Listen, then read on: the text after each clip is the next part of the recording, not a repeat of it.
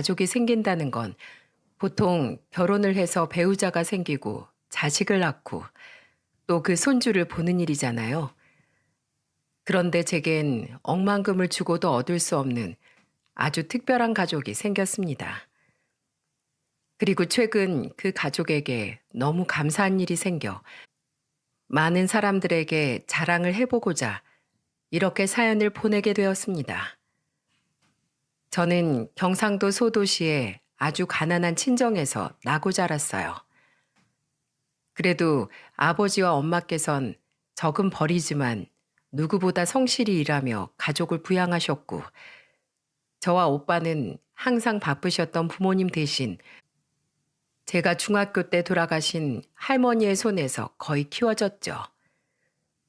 지방의 대학교를 졸업한 저는 고향에서 일을 하다가 서울의 작은 회사로 이직을 하게 되어 홀로 상경을 하게 되었습니다. 그리고 그곳에서 지금의 남편을 만나게 되었어요. 우린 약 3년여의 연애 후 제 나이 34, 남편의 나이 35에 결혼을 하게 되었습니다. 당시 저와 남편 모두 집안이 어렵고 모은 돈도 얼마 없었지만 차라리 저는 그 편이 더 좋았어요. 저와 너무 집안 차이가 났다면 오히려 부담이 되어 결혼 생각을 못했을 것 같았거든요.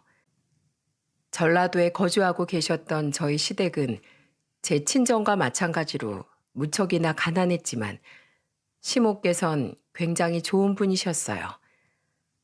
남편이 24살이었을 때 시부를 병환으로 떠나보내시고 둘이서 해오던 작은 구멍가게를 하루도 쉬지 않고 운영해 왔다던 시모께선 저를 처음 본 날 제 손을 잡고 눈물을 글썽이셨습니다.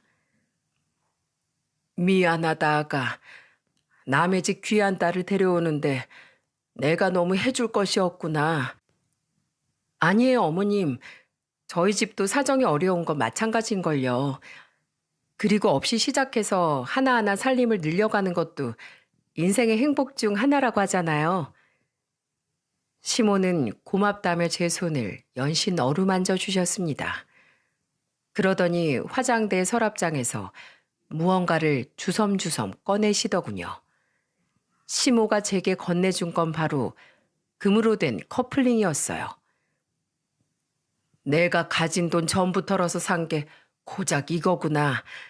자, 내가 끼워주마. 아이고, 손이 곱기도 하지.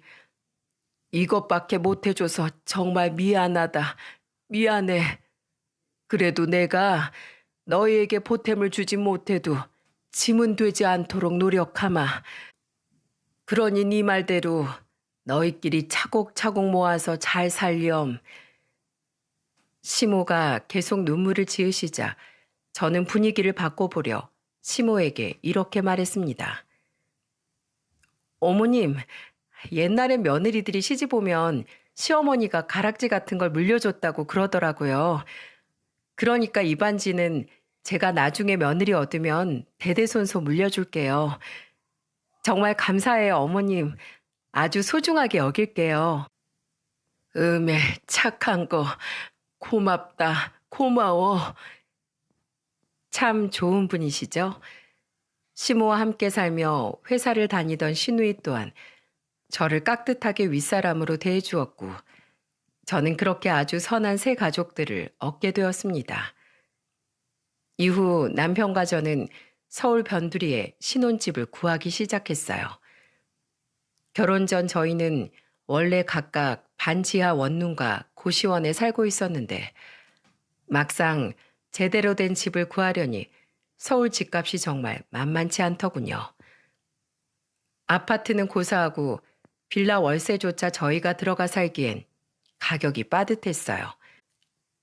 결국 서울의 집을 샅샅이 뒤지다 겨우 찾아낸 곳이 방 2개짜리의 낡은 주택 월세집이었습니다. 2층짜리 건물의 2층에 위치한 보증금 500에 월세 70만 원에 아주 저렴한 곳이었죠. 신혼부부요? 잘 왔어. 내가 이 집 주인이야. 1층에 사시던 집주인 할머니께선 동네에서 떡집을 하시던 분이었는데 뭐랄까 굉장히 터프한 분이셨어요. 목소리도 크시고 말씀에 욕설이 붙는 일도 잦았죠. 저희 양가 모친들은 모두 조용조용하고 나긋나긋한 성격이었던지라 처음엔 그런 할머니가 조금 부담스러워 피했었어요.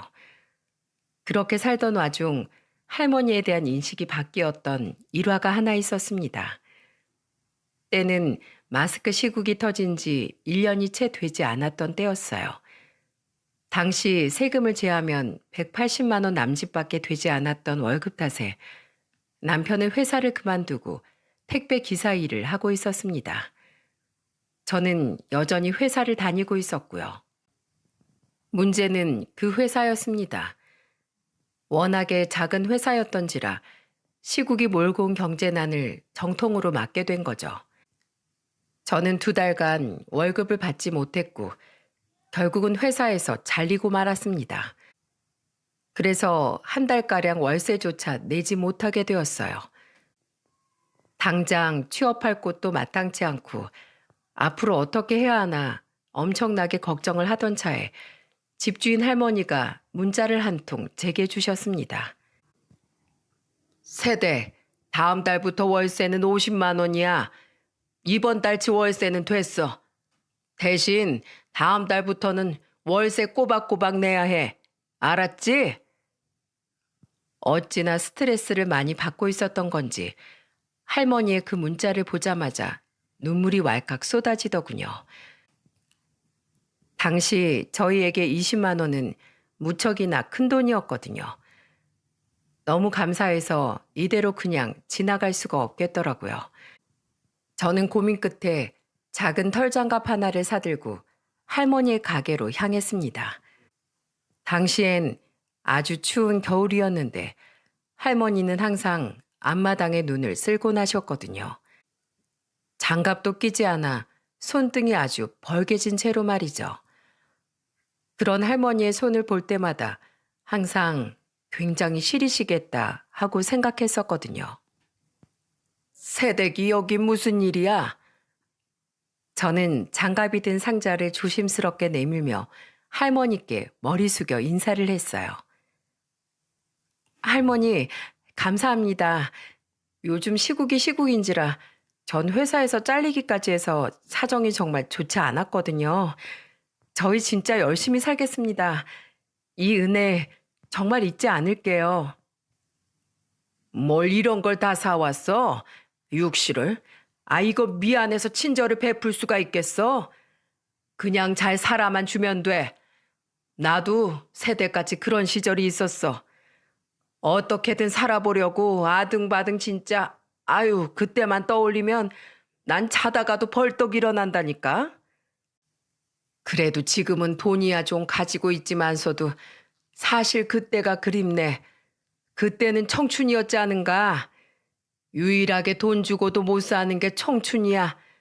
너무 돈에 얽매이지 말고 살아. 언제든 돈 때문에 힘이 들면 나한테 얘기하고. 우리 집으로 이사 와줘서 정말 고마워. 늙음하게 사람하고 이야기하는 기쁨이 얼마나 큰지 몰라. 할머니는 말투는 좀 거칠어도 속은 참 따뜻한 분이셨더군요.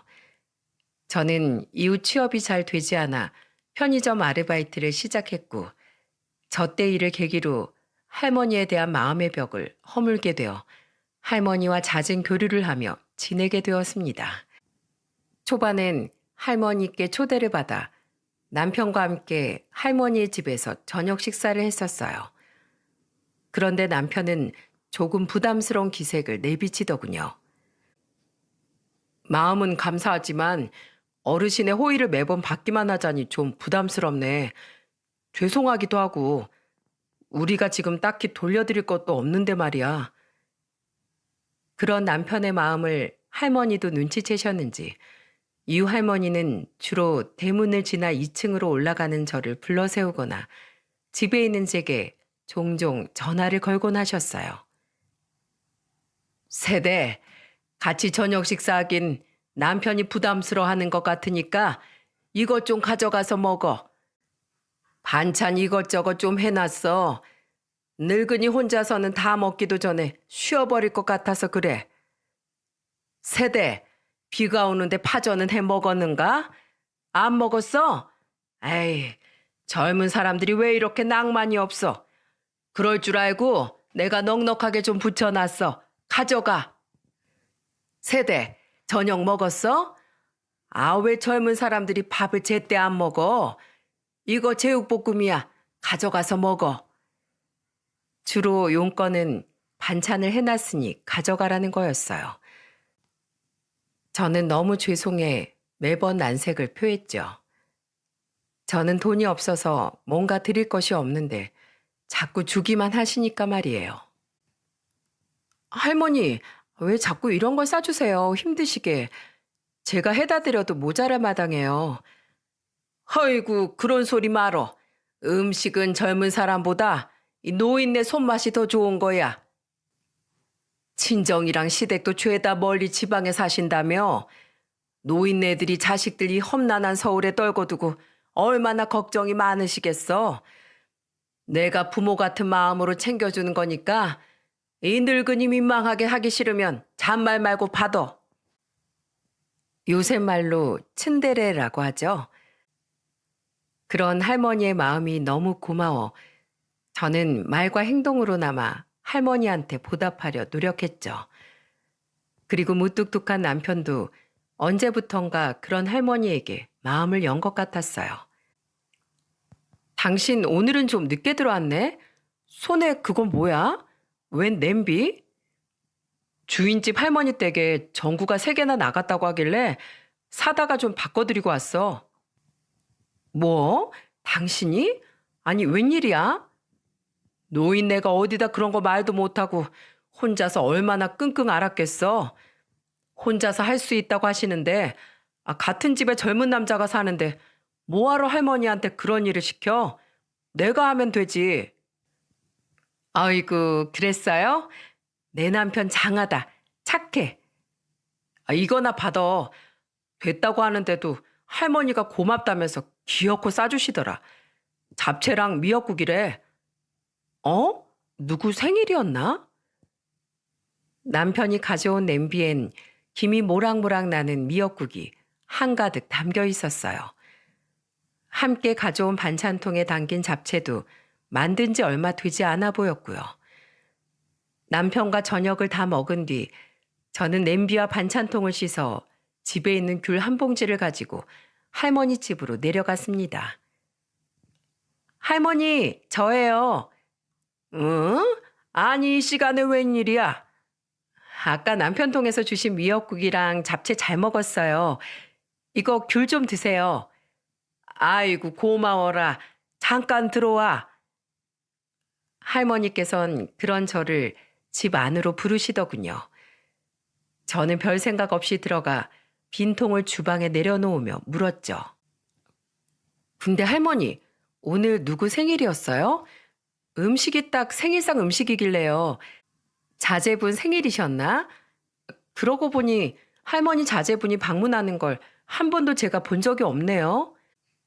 아, 자식놈 생일은 무슨 내 생일이야. 늙은이가 생일에 혼자 궁상 떨고 있으면 더 불쌍해. 그래서 내 생일 나라도 축하해 주려고 소고기 잔뜩 넣고 미역국도 끓이고 잡채도 해서 아주 푸짐하게 먹었지. 자식놈들은 늙은 애미 생일인데 전화 한 통 하는 놈이 없어. 아마 생일인 줄도 까맣게 모를걸? 에휴, 바라지도 않는다, 이 썩을 것들. 네? 할머니 생신이라고요? 깜짝 놀랐어요. 솔직히 할머니 생신일 거라고는 전혀 생각하지 못했거든요. 하루 종일 할머니 집을 누가 드나드는 소리도 들리지 않았고 또 자신의 생일상을 혼자서 거하게 차려 드셨을 거라고는 차마 생각지 못했기에 말이죠. 왜 말씀을 안 하셨어요? 저 하루 종일 집에 있었는데 미리 말씀해 주셨으면 제가 생일상이라도 차렸죠. 뭐 대단한 일이라고 말까지 해. 나 혼자 잘 기념하고 축하했으면 된 거지. 그리고 이것 봐. 아주 오랜만에 누가 내 집 전구도 갈아 끼워주고 이렇게 싱싱한 귤도 가져다 주고 이 정도면 삭막했던 늙은이 삶 중에 좋은 날이지. 안 그래? 도대체 어떤 삶을 살아오셨길래 저런 말씀을 하실 수 있는 걸까요? 얼마나 오래 외로움과 공생을 하셨기에 혼자서만 살아가는 방법을 저렇게 터득하셨던 걸까요? 너무 마음이 아팠습니다.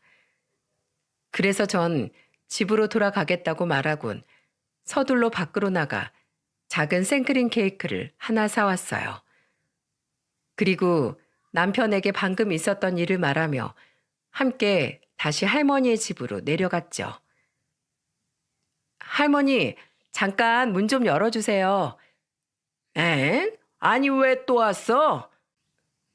그리고 할머니가 문을 열자마자 저와 남편은 큰 초 한 개가 꽂힌 케이크를 들고 생일 축하 노래를 부르기 시작했습니다.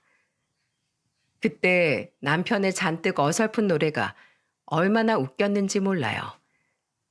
그냥 할머니라고 부르면 될 것을 자기도 어색했는지 글쎄 뭐라고 했는지 아세요? 생일 축하합니다. 생일 축하합니다. 집주인님, 생일 축하합니다. 사랑하는 이라는 부분은 대충 얼버무리고 거기서부터 뭔가 꼬였는지 할머니도 아닌 집주인님이라뇨.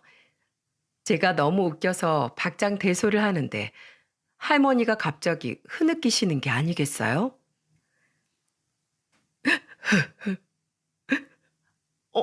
할머니, 왜 우세요? 아이고, 님이를 젊은 사람들이 이 노인네를 놀래켜 죽일 셈이야? 내 나이엔 이런 감동 함부로 주면 안 돼.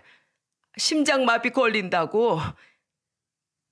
그렇게 말씀하시면서도 결국 할머니는 한동안 눈물을 멈추지 못하셨어요. 저는 괜히 저까지 울컥해져 할머니를 꼭 안아드렸고 곰 같은 남편은 옆에서 거리다가 로봇처럼 삐걱대며 할머니의 어깨를 톡톡 두드리더라고요. 이건 뭐 하는 거야? 시비 거는 거야? 남편의 어색한 손짓에 할머니는 그제야 눈물을 멈추고 웃음을 터뜨리셨어요. 그리고 그날 우리 셋은 할머니의 집에서 처음으로 같이 귤에 반주도 한잔하며 시간을 보냈죠. 하지만 차마 할머니의 자식들은 왜 할머니를 찾아오지 않는 건지, 할머니는 어떻게 살아오셨는지에 대해서는 묻지 못했습니다. 가벼이 묻기엔 할머니의 과거의 무게가 많이 무거워 보였기 때문에요. 그러던 어느 날이었습니다. 남편과 오랜만에 1박 2일로 가평 여행을 다녀왔었어요. 할머니께도 같이 가자고 권해봤지만 할머니는 장사를 해야 한다며 한사코 거절하셨죠. 그리고 여행을 다녀온 지 3일이 지났는데 거의 이틀에 한 번꼴로 1층에서 저를 부르시던 할머니께서 웬일로 통 연락이 없으시더라고요. 제가 전화를 해도 받지 않으셨고요. 첫날에는 그저 오늘 장사를 조금 오래 하고 들어오시나 보다 생각했고, 둘째 날에는 어디 외출을 하셨나 했습니다. 하지만 3일째가 되자 뭔가 이상하더라고요. 분명 저녁에 보니 집에 불은 계속 켜져 있었는데 말이죠. 그래서 저는 3일째 되던 날 편의점 오전 아르바이트를 마치고 집으로 올라가기 전 할머니의 집 문을 두드렸습니다. 할머니, 안에 계세요? 대답은 들려오지 않았어요. 하지만 문에 귀를 잘 기울여 보니 TV 소리가 들리더군요. 낮이었는데도 여전히 불은 환하게 켜져 있었고요. 뭔가 이상했던 저는 할머니께 다시 전화를 걸어보았습니다. 그리고 문의 귀를 더 가까이 대보았어요. 집안에서 역시나 할머니의 휴대전화 벨소리가 울리더군요. 하지만 끝까지 할머니는 전화를 받지 않으셨죠. 불안함이 몰려왔습니다. 할머니께서 저를 이렇게까지 피하실 이유가 없었거든요. 안에서 무슨 일이 나도 난 것 같았죠. 저는 서둘러 119에 전화를 걸었습니다. 여보세요? 거기 119죠? 저희 주인집 할머니 집에 무슨 일이 생긴 것 같아요. 네, 할머니께서 연세가 좀 있어서 혹시 모르니까 빨리 좀 부탁드릴게요. 소방대원분들은 시간이 얼마 지나지 않아 도착을 했고 곧바로 할머니 집의 문을 강제로 열고 집 안으로 들어갔어요. 저 또한 조마조마한 마음으로 소방대원들의 뒤를 따라 들어갔고요. 그리고 안방에서 발견된 할머니의 모습은 제게 엄청난 충격을 안겨주었습니다. 저는 너무 놀라 입을 틀어막고 말았죠. 아, 할머니! 할머니는 얼굴과 온몸에 멍이 가득한 채로 방 안에 쓰러져 계셨어요. 할머니는 곧장 응급실로 옮겨졌습니다. 병원에서는 함께 온 제게 보호자냐고 묻더라고요. 보호자요? 아, 자식은 아닌데, 네네. 같은 집 사는 세입자예요. 저희 주인집 할머니세요. 이럴 줄 알았으면 진즉에 할머니 자제분들의 연락처라도 알아놓을 걸 그랬다 싶어 후회가 되더군요. 다행히 할머니는 몇 시간 후 정신을 되찾으셨습니다. 할머니, 이게 대체 어떻게 된 거예요? 얼굴은 왜 이러시고 이 많은 멍은 다 뭐고요? 대체 무슨 일이 있으셨던 거예요? 네? 하지만 저의 최근에도 할머니는 깨어난 이후로 계속 아무 말씀도 없이 서럽게 울기만 하시더라고요. 할머니, 울지만 마시고 말씀을 좀 해보세요. 집에 도둑이라도 들었던 거예요? 네? 아니다. 아니야. 아니, 그럼 대체 무슨 일인데요? 제가 계속해서 묻자 할머니는 그제야 입을 여시더군요. 그런데 드디어 열린 할머니의 입에서는 왜인지 저에 대한 원망이 흘러나왔습니다. 날 그냥 죽게 내버려 두지. 왜 날 구했어? 이 쓸모없는 늙기만 한 목숨. 그냥 이대로 끊어지게 두지. 뭐하러 날 구했냐고. 어? 살고 싶지 않았는데 도대체 왜? 그리고 할머니에게 처음으로 듣게 된 할머니의 사연은 정말로 충격적이었어요. 저는 듣는 내내 경악을 감추지 못했어요. 내 슬아의 아들 놈이 둘이야. 둘째 놈은 그나마 멀쩡했는데 첫째 그 놈이 누굴 닮았는지 나이를 먹을수록 개차반이 되었지. 맨날 술에 도박에 유치장 신세도 몇 번이나 졌어. 그래도 내 자식이니 열심히 그놈 뒷공무니를 쫓아다니며 말리기도 하고 화를 내보기도 하고 나중엔 제발 정신 차리라며 애원까지 해봤지. 그래도 오히려 심해지면 심해졌지 나아지는 건 없더라고. 할머니는 눈물을 뚝뚝 흘리며 자식들의 이야기를 시작하셨어요. 얘기하는 중간중간 목이 많이 메셨는지 몇 번이나 침을 삼키시며 말을 잠시 멈추셨죠.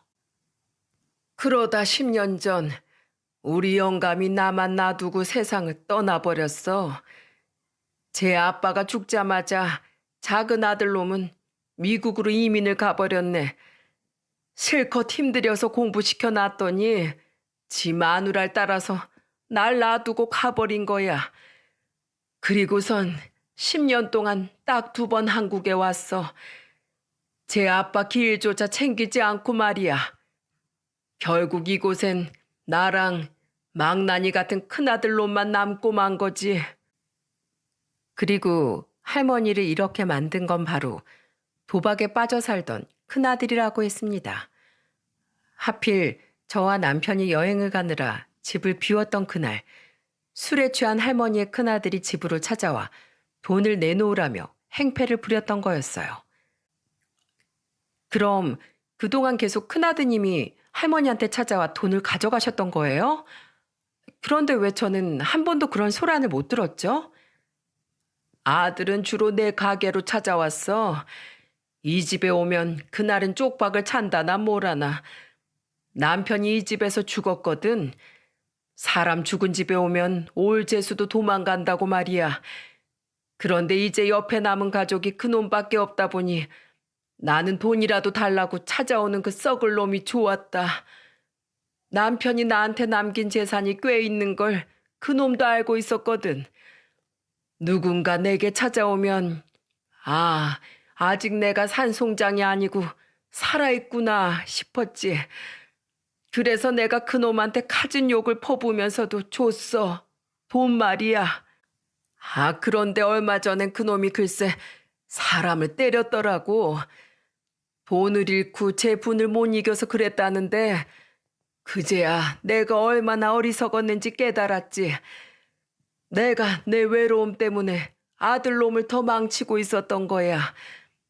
내가 계속 줬던 돈이 아들의 인생을 좀먹고 있던 것도 모자라서 이젠 다른 사람 인생까지 망치게 생겼다는 걸 알아버린 거지. 그래서 그 뒤론 아무리 찾아와서 지랄 법석을 떨어도 돈을 안 줬어. 그러니까 새댁하고 새댁 남편이 가평에 간다고 이야기했던 날 그놈이 그렇게 오기 싫어하던 이 집에 술까지 먹고 쳐들어와서 돈 달라고 나한테 아주 발광을 했던 거야. 내가 절대로 못 준다니까 술 취한 그 망할 놈이 결국 나한테 이런 짓까지 저지른 거지. 들을수록 기가 차더군요. 어떻게 자식이 부모한테 그런 짓을 저지를 수 있단 말입니까? 말을 마친 할머니는 다시 서럽게 울기 시작하셨고 저는 멍투성인 할머니의 몸을 차마 아프실까 껴안지도 못하고 그저 손만 계속해서 어루만져 드렸습니다. 내가 인생을 잘못 살았어. 자식 농사도 망치고 영감마저 일찍 보낸 마당에 더 이상 살 의미가 뭐가 있냔 말이야. 지겹다 지겨워. 이놈의 인생은 쓸데없이 왜 이리 길어서 나한테 이렇게까지 시련을 주나. 항상 강한 척 하시던 할머니의 약한 모습에 가슴이 미어졌습니다. 저는 우선 할머니를 병원에 입원시켰어요. 집에서 혼자 회복하기엔 몸 상태가 좋지 않다는 의사의 말에 말이죠. 저는 아르바이트를 하던 편의점 사장님과 남편에게 따로 연락을 하고 짐을 싸서 보호자 자격으로 할머니의 병실에서 함께 지내게 되었죠. 요즘은 어떤지 모르겠지만 당시엔 마스크 시국 때문에 검사를 마친 보호자 한 명만 함께 병실에서 지낼 수 있었거든요. 그리고 저는 할머니께 간곡하게 말했습니다. 할머니, 언제까지 이렇게 사실 거예요? 그 큰아들이 또 언제 이 집에 와서 그 난리를 칠 줄 알고요. 안 되겠어요, 할머니. 일단 우리 진단서부터 끊어요. 우리 큰아들 신고하자고요. 할머니 연세도 있으신데 그 사람이 또 와서 이렇게 행패 부렸다간 할머니 정말 죽을지도 몰라요. 누군가는 제게 오지랖을 부렸다고 생각하실 수도 있겠지만 그래도 전 차마 할머니의 일을 못 본 척 할 수가 없었어요. 왜냐하면 제 친할머니 생각이 났거든요. 게다가 저는 돈도 없고 힘도 없고 잘난 거 하나 없지만 하나는 확실히 알고 있었습니다. 사람으로 태어나 절대 하지 말아야 될 일 중 하나가 바로 폐륜이라는 것을 말이죠. 할머니는 제 말에 입을 꾹 다물고 아무 말씀도 하지 않으셨어요. 저는 너무도 답답했지만 그래도 어쩌겠습니까? 부모와 자식 간의 일인데 제가 그 이상으로 뭔가를 강요할 수도 없는 노릇이었으니까요. 그렇게 답답한 마음으로 일주일의 시간을 보내고 난 후였습니다. 하겠네, 세대. 네? 뭘요? 아들놈 신고 말이야. 병원에 얘기해서 진단서 끊고 새댁 말대로 신고할라네. 이런 부모 자식과는 내가 생각해도 옳지 못한 것 같아. 내가 이번에 봐주고 그냥 넘어가면 그 호로 자식은 저번에 다른 사람에게 그랬던 것처럼 이래도 되는 줄 알고 누군가에게 계속 피해를 입힐 거야. 이대로는 안 되겠어. 어떻게든 그놈 버르장머리를 고쳐야 되겠어. 할머니는 자신을 위해서가 아닌 자식을 위해서 신고를 해야겠다고 말씀하셨어요. 그 말을 하는 할머니의 표정은 굉장히 단호해 보였어요. 저는 할머니를 최선을 다해 도왔습니다. 멍이 든 온몸의 사진을 전부 찍고 병원 측에 상해 진단서 발급을 요청했어요. 할머니께선 무려 전치 3주가 나왔더군요.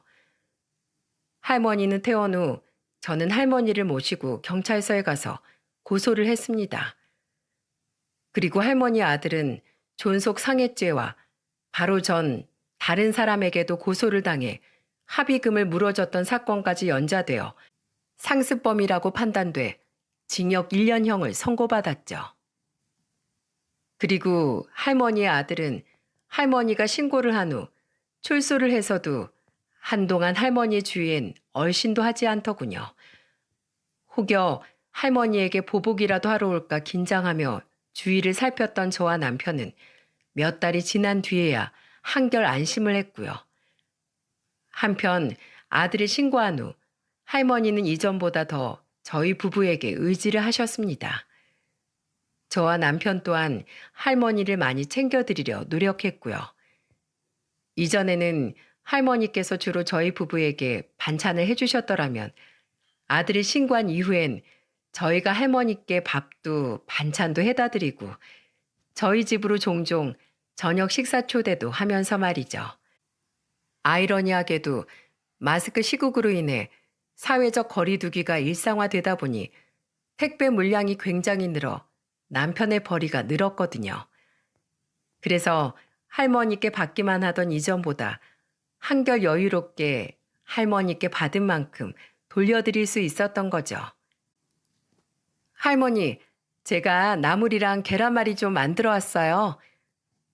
뭘 이런 걸 다 해왔어? 어디 맛 좀 보자. 맛은 있는데 계란말이가 심심하네. 헤이, 할머니는 진짜 빈말이라곤 눈꽃만큼도 모르신다니까. 그럼 저한테 요리를 아예 가르쳐 주세요. 매일 저녁마다 요리 배우러 올게요. 그리고 그나라 음식들로 매일 식사도 같이 하면 되겠네요. 뭐? 매일? 정말 매일매일 같이 나랑 밥 먹을 거야? 그럼요. 대신 요리 가르쳐 주신 비용으로 제가 재료값은 전부 다 낼게요. 잘 부탁드려요, 할머니. 할머니 덕에 저도 요리왕으로 거듭 좀 나볼게요. 아이육씨를 5번은? 할머니는 투덜거리셨지만 이브님이 환하게 웃고 계셨어요. 이후로 저는 정말로 매일같이 음식을 배운다는 핑계로 할머니 집에 찾아갔고 남편이 퇴근하고 나면 항상 셋이 모여 저녁을 먹었답니다. 할머니는 괜히 귀찮다고 말씀하셨지만 그것도 한때였을 뿐 언제부턴가 저녁만 되면 당연하게 현관문을 열어두셨어요. 저와 남편이 언제고 편하게 들어올 수 있게 말이죠. 이후 어버이날에 저는 할머니를 위해 몰래 집에서 진수성찬을 차렸습니다. 남편에겐 들어올 때 카네이션 한 송이를 꼭 사오라고 말해두었고요. 남편과 제가 일을 쉬지 못해 저희 시댁과 친정 부모님께는 전화와 용돈만 따로 보내드릴 수밖에 없었거든요. 오늘은 왜 내 집으로 안 내려오고 여기로 날 불러? 짜잔! 할머니, 카네이션 받으세요. 이게 다 뭐야? 할머니는 얼굴이 새빨개진 남편이 불쑥 내민 카네이션 꽃바구니를 보고 눈이 커다래지셨습니다. 뭐긴요. 오늘 어버이날이잖아요. 어버이날인데 왜 나한테 꽃을 줘? 저번에 그러셨잖아요. 자식들한테 카네이션 받은 게 아들 초등학교 때 종이로 오려서 만든 꽃이 마지막이었다고요. 그리고 또 저희한테 말씀하셨죠? 부모 같은 마음으로 매번 저희 부부한테 베풀어 주시는 거라고요. 그래서 저희도 자식 같은 마음으로 준비했어요. 할머니가 좋아하신다는 굴비도 큰맘 먹고 사서 구워놨어요. 할머니는 카네이션을 받아드시고는 한참 동안 물끄러미 바라보시다가 이내 눈물을 펑펑 쏟기 시작하셨습니다. 어쩜 이렇게 날 계속 울려? 내가 태어나서 처음 받아본 진짜 카네이션이야. 항상 남이 받은 걸 부럽게 바라보기만 했었는데 말이야. 이 꽃이 이렇게 향이 좋은 꽃이었네 그려. 고마워. 참으로 고마워. 이제 어느 정도 할머니의 눈물에 익숙해진 저는 그저 웃으며 할머니를 달래드렸습니다. 남편 또한 조금 뚝딱이긴 했지만 이번엔 제대로 할머니를 안아드리더군요. 처음 안겨본 남편의 품에 할머니는 조금 놀라시는 것 같더니 이내 아예 엉엉하고 목을 놓아 우시더라고요. 덕분에 저와 남편의 눈가까지 찡해져 결국 우리 셋은 그날 눈물과 콧물 맛이 섞인 진수성찬을 먹어야 했습니다. 그리고 그날 이후 할머니는 더 이상 제게 새댁 남편이라고 부르지 않고 이름을 부르기 시작하셨어요. 덕분에 우리 셋은 한결 더 가까워질 수 있었죠. 이후 시간이 흘러 남편과 제가 할머니의 집에 새들어 산 지 3년이라는 시간이 흘렀습니다. 그새 저희 부부에겐 아주 기쁜 소식이 있었어요. 바로 제가 일한성 딸 쌍둥이를 출산한 거죠. 아이고 예쁜 것들 어쩜 이리 작을꼬. 한 명은 영애널 닮고 한 명은 도철이를 쏙 빼닮았다. 너희 양가 부모님께서도 무지하게 좋아하시지? 좋아하시다 뿐이에요. 양가 부모님 다 애들한테서 눈을 한시도 못 떼시던걸요? 부모 마음이라는 게 다 그런 거야. 오구. 이것 봐라. 하도 봐서 그런지 얘네도 날 알아본다. 아이고 저 웃는 것 봐라. 너희 자식들 아니랄까봐 아주 천사 같아. 할머니는 마치 친손주를 보듯 저희 딸들을 예뻐하셨어요. 심지어 입에 거의 달고 사시던 욕설마저 뚝 끊어버리셨죠. 애들 귀에 상스러운 말이 들어가게 하면 안 된다면서요. 저는 그런 할머니에게 차마 입이 떨어지지 않아 미뤄왔던 말을 어렵게 꺼냈습니다. 저 할머니, 그래서 말인데요. 저희 애들도 이제 금방 클 거고 지금 집에서는 좁아서 더 이상 살기가 힘들 것 같아요. 애들 짐도 벌써 점점 늘고 있고요. 그런데 혼자 남으실 할머니를 생각하면 차마 발길이 쉽게 떨어지질 않네요. 저는 할머니가 내심 서운해 하실 줄 알았어요. 근데 웬걸 할머니는 오히려 펄쩍 뛰며 이렇게 말씀하시는 게 아니겠어요? 넌 뭔 그런 소리를 하냐? 당연히 이사 가야지. 애가 둘이나 되는데 이 좁은 집에서 어떻게 키워? 나도 다 생각하고 있었다. 우리 손녀들 이런 집에서 계속 키우게 할 순 없지. 그러더니 할머니께선 우리 딸들을 손녀라고 말씀하시더군요. 저는 어리둥절해서 물었습니다. 손녀요? 생각을 하고 계셨다고요? 그럼 얘들이 나한테 손녀지 남이겠냐? 그런 소리 하려거든 예전에 나한테 준 카네이션부터 도로 물러라. 그리고 잘 됐다. 말 나온 김에 내일 나랑 어디 좀 가자꾸나. 어딜요? 아 글쎄 가보면 알아. 내일 도철이 집에서 쉰다고 했지? 도철이한테 애들 잠깐 맡기고. 알았지? 다음날 저는 영문도 모른 채 할머니를 따라 나서게 되었어요. 할머니께서 도착하신 곳은 다름 아닌 집에서 도보로 약 10분 정도 떨어진 곳에 위치한 아파트 단지였어요. 약 20년 정도 된 연식 있는 아파트였지만 외관은 깨끗하게 관리되어 있었죠. 여긴 왜요? 아, 도착도 안 했는데 왜 이렇게 말이 많아? 잠자코 따라오라니까. 할머니는 제 물음에 대답은 안 해주시고 한 아파트에 들어가 엘리베이터 11층을 누르시더군요. 그렇게 할머니를 따라가 도착한 곳은 11층에 위치한 아파트 두 채 중 한 곳이었습니다. 할머니는 익숙하게 비밀번호를 치고는 그 집으로 들어가시더라고요. 할머니, 여긴 누구 집이에요? 할머니는 아무 말 없이 제게 들어오라고 손짓하셨고 집 안에 들어선 저는 깜짝 놀라고 말았습니다. 자, 어때? 집 깔끔하니 괜찮지? 네? 아, 네, 그러네요. 아직 공실인 거 보니 누가 이사를 올 건가 봐요. 그래, 마음에 들어? 네? 아, 마음에 드냐고? 아, 네, 마음에 들죠. 그래, 잘 됐네. 여기로 이사 와. 네? 할머니의 질문에 영문도 모르고 네네 하던 저는 뒤늦게 할머니의 말을 곱씹다가 화들짝 놀라 물었어요. 할머니의 말씀이 무슨 말인지 도통 이해가 되질 않았죠. 그게 무슨 말씀이세요? 이사라뇨? 앞으로 너희가 살 집이야. 네? 아, 젊은 애가 귀가 막혔나? 뭘 자꾸 되물어? 너랑 도철이 그리고 우리 손녀들이 살 집이라고. 이 집 내가 전세 줬던 건데 3달 전에 계약이 만료돼서 내보냈어.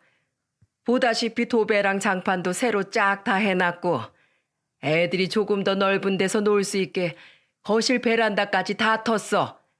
어때? 이래 놓으니 나름 새 집처럼 보이지? 할머니의 말에 저는 울컥해 목이 턱 막히고 말았습니다. 안 그래도 남편 혼자 외벌이가 되어 깐난쟁이 둘을 데리고 또 어디 집을 구해야 하나 하고 막막하던 차였거든요. 혹여 할머니께 걱정거리만 얹어드릴까 싶어 말은 하지 않았지만은요. 제가 눈물을 글썽거리자 할머니는 제 등을 토닥이며 이렇게 말씀하셨습니다. 네가 날 도왔잖아. 나는 네가 아니었으면 지금처럼 행복하고 좋은 세상 제대로 마주보지도 못하고 세상 하직할 뻔했어. 그런 너한테 내가 뭐가 아깝겠니? 조금 더 큰 평수로 구해줬다면 좋았을 테지만 그래도 이 집 나름 25평이야. 방도 3개고 아이들이 어느 정도 클 때까지는 이 집에서 마음 놓고 살아. 월세 그런 거 걱정하지 말고 더 큰 집으로 이사 가기 전까지 알뜰하게 차곡차곡 모아놓으란 말이야. 알았지? 할머니의 따스한 말을 듣는데 눈물이 펑펑 나면서 다리에 힘까지 풀리더군요. 저는 그 자리에 주저앉아 두 손에 얼굴을 묻고 엉엉 울었죠. 할머니는 그런 제 곁에 함께 주저앉아 제 손을 잡아주시더군요. 나한테 매번 운다고 울보라고 하더니만 눈물 많기로는 너도 마찬가지구나. 영애야, 부담스러울 수도 있고 놀랐을 수도 있다. 나도 네 마음 충분히 알아. 그런데 내가 말했지.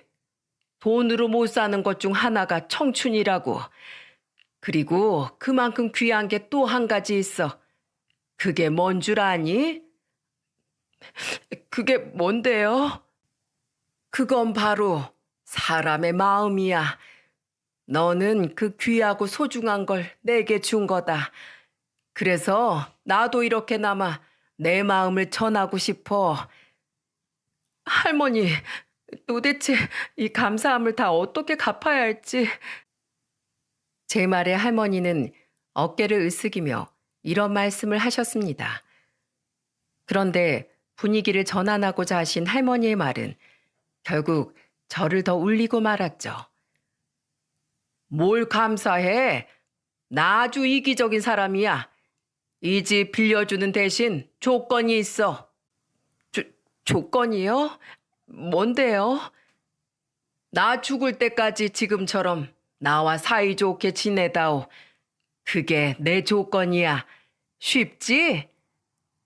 대체 얼마나 자식과 사람에 대한 사랑이 고프셨으면 조건이라는 말까지 내걸며 저런 부탁을 하실 수 있단 말입니까? 할머니의 절절한 말 때문에 겨우 멈춰가던 제 눈물은 아이 수도꼭지를 확 튼 듯 아주 줄줄 새어 나오고 말았어요.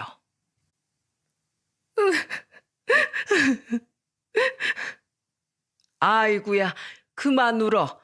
누가 보면 내가 이 집을 준 게 아니라 너한테서 빼앗은 줄 알겠어. 그렇게 남편과 전 그 다음 주에 할머니 아파트로 이사를 가게 되었습니다.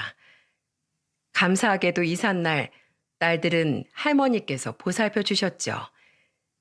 이사를 마치고 집을 둘러보는데 웬걸 이번에 남편의 눈에 눈물이 고여있지 뭡니까? 뭐야, 당신 울어? 아니야. 울긴 누가 울어? 에이, 눈물 고였는데? 그렇게 좋아? 남편은 애써 아닌 척 손으로 눈가를 훔치더니 이렇게 말하더군요. 나 태어나서 아파트에 처음 살아봐. 여보, 나 정말 열심히 살 거야. 할머니가 우리에게 벌어주신 세월 절대 헛되이 쓰지 않을 거라고. 저는 그런 남편을 꼭 안아주었어요. 저 또한 남편과 같은 마음이었거든요. 그렇게 아파트로 이사를 온 지도 벌써 1년이라는 시간이 흘렀네요. 저희 안가 부모님께선 아파트에 와보시고는 집주인 할머니를 찾아가 연신 고맙다며 인사를 하셨답니다. 아유, 나 부끄럽게 그만들 좀 하시오. 제가 애들한테 준 것보다 애들이 저한테 준 게 훨씬 큽니다. 그리고 그날 네 분께서는 우리에게는 집으로 돌아가라고 하시더니 글쎄 마음이 맞으셨는지 할머니 집에서 함께 화투도 치시고 약주도 하셨더라고요. 할머니 집에서 하룻밤 주무시기까지 하고요. 이후에도 서울에 올라오실 때면 친정 부모님과 시모 이렇게 세 분은 항상 할머니의 집에서 꼭 하루씩 놀다가 주무시고 가십니다. 심지어 결혼해 경기도에 살고 있는 친정 오빠와 시누이를 보러 올 때까지도 지나가는 길이라며 핑계 삼아 할머니께 꼭 들르곤 하신다니까요. 할머니는 제게 넌지시 노년에 친구가 셋이나 생겨 참 좋다며 제게 고맙다고 말씀하시더라고요. 그리고 제게 최근 좋은 소식이 생겼습니다. 마스크 시국이 점차 잦아들자 상황이 조금 회복된 전 회사에서 제게 다시 복직 제안을 한 거예요. 그때 당시 그렇게 내보내게 되어 참으로 미안했다고요. 하지만 아직 딸들이 어려 제가 고민하자 할머니는 이렇게 말씀하시더군요. 어머, 얘 봐라. 아니 왜 그런 걱정을 하고 있어? 내가 있는데. 너 출근해 있는 동안 내가 와서 봐주마. 근처 사는 할머니 뒀다가 어디다 쓰니? 네? 하지만 할머니 연세도 있으시고 떡집도 있잖아요. 아서라. 요새 사람들이 떡을 잘 사 먹지도 않아서 안 그래도 내가 가게 접으려고 내놓은 참이야. 이제 장사도 안 하면 심심해서 어떻게 사나 하던 참이었는데 잘 됐어. 늙은이 노년에 심심하진 않겠구나. 이 얼마나 감사한 말입니까? 그럼 월급에서 얼마씩이라도 드리겠다던 제 말에 할머니는 코웃음을 치셨어요. 돈? 아이고, 예, 나 아직 돈 많다. 내가 그 코 묻은 돈을 어떻게 받니? 그 돈 잘 모았다가 네 딸들 대학 갈 때 등록금에나 보태주렴. 나 이래봬도 나름 돈 많은 할머니야. 참 당차고 유쾌하신 분이죠. 이런 분도 망나니 자식 앞에선 한없이 약해지는 부모였다는 게 참 신기할 따름입니다. 아, 자식하니까 생각이 났네요. 몇 달 전 할머니께서 일하는 가게로 출소한 그 큰아들이 한번 찾아온 적이 있었다네요. 그 말을 듣고 저는 너무 놀라 할머니한테 물었죠. 그래서요? 그놈이 또 돈 달래요? 그래서 주셨어요? 하지만 할머니의 입에서 나온 말은 굉장히 저를 통쾌하게 만들었어요. 내가 미쳤니? 그 돈 모아서 차라리 너희한테 주겠다. 그 쌍놈의 자식, 내가 눈물을 머금고 감옥까지 보냈건만 아직도 정신을 못 차렸어. 내가 싫다니까 또 나쁜 손버릇이 나오려고 하길래 내가 확 열이 받아서 옆에 있던 떡을 그놈 얼굴에 뭉개버렸다. 그리고 소리를 지르면서 냉큼 경찰에 신고를 했어. 사람들이 모여들고 마침 근처에 있던 순찰차가 우리한테 곧장 달려오니까 아주 꽁무니를 빼더라고. 내가 그 뒤에 대고 또 한 번 돈 달라고 찾아오면 그때 뭉개지는 건 떡이 아니라 니놈 얼굴일 거라고 소리를 질렀다. 에휴, 내 팔자야. 그놈은 대체 언제 정신을 차릴지 원. 할머니는 한탄을 하셨지만 저는 속으로 너무 웃겨 죽는 줄 알았습니다. 떡에 뭉개지는 그 아들의 얼굴을 상상하니 말이죠. 그렇게 전 감사하게도 할머니께 딸들을 맡기고 이번 달부터 복직을 해 다시 회사원이 되었답니다. 남편도 저도 할머니께 감사해 주말이면 꼭 집으로 모셔 할머니를 극진히 대접하곤 해요. 할머니는 이러지 않아도 된다고 말씀은 하시지만 굉장히 좋아하시고 있다는 사실을 저는 알고 있습니다. 여러분, 조금만 주위를 둘러보면 별것 아닌 여러분의 인사 한마디를 기다리고 있는 이웃들이 참 많습니다. 언제든 마음을 건네면 두 배로 자신의 마음을 건네줄 마음 따뜻한 이웃들이 말이죠. 그러니 오늘 현관문을 나서다 옆집 이웃이라도 마주치면 반갑게 인사 한마디 건네보는 거 어떨까요? 또 모르죠. 그 이웃이 여러분이 기다리던 아주 소중한 사람이 될지도요. 그럼 지금까지 제 사연을 들어주셔서 정말 감사합니다. 모두 좋은 하루 보내세요.